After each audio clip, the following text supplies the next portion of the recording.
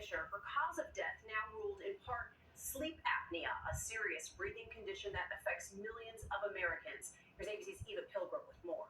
Tonight, Hollywood legend Carrie Fisher's sudden death now being blamed in part on sleep apnea. May the force be with you.